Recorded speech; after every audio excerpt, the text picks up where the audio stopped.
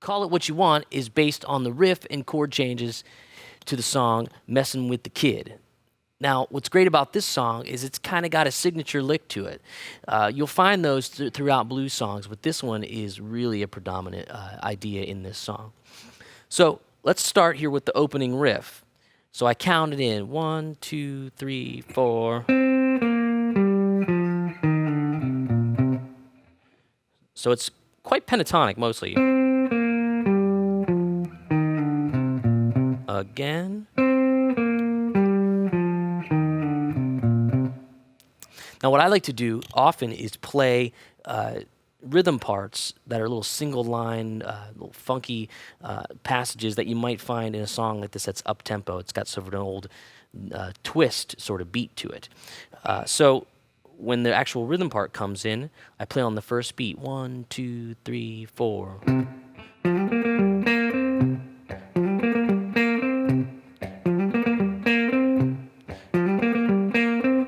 Then I go to the 4 chord, which is going to get me to an F note.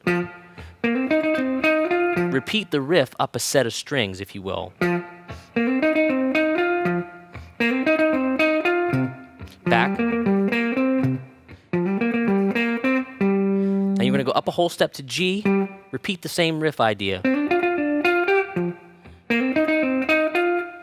Now at that point, what you want to do is just think about using the guitar and its shape-oriented sort of concept to help you out. Play those riffs, follow the shapes, you'll get it. But as you finish that last riff, back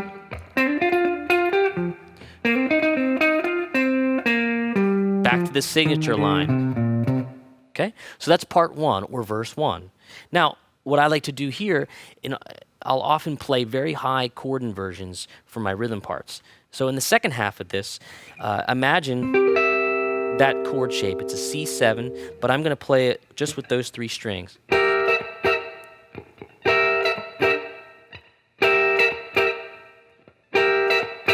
Then I'm going to go to an F9 shape, which may be a little unorthodox or different, because there's no F note in it. The F note be played by the bass player, but it's a really cool 3-string idea that ties nicely to that first idea. So again, the F9, same rhythm, back to the C7.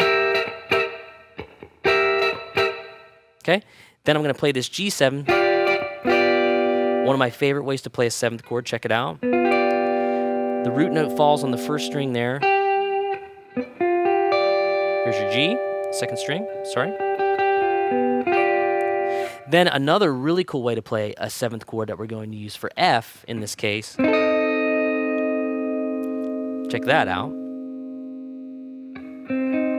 Again, no F note, no F note, in the chord.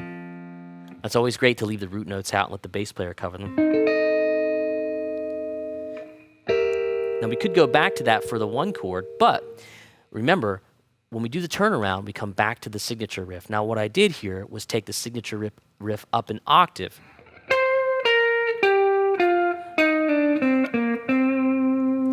So those 3 chords that we're going to use, actually it's more than 3 chords, but different inversions we're going to do. We're going to start with this one. There's our C7, F7, back to C7, our G7, that new kind of wild F7, and then the riff.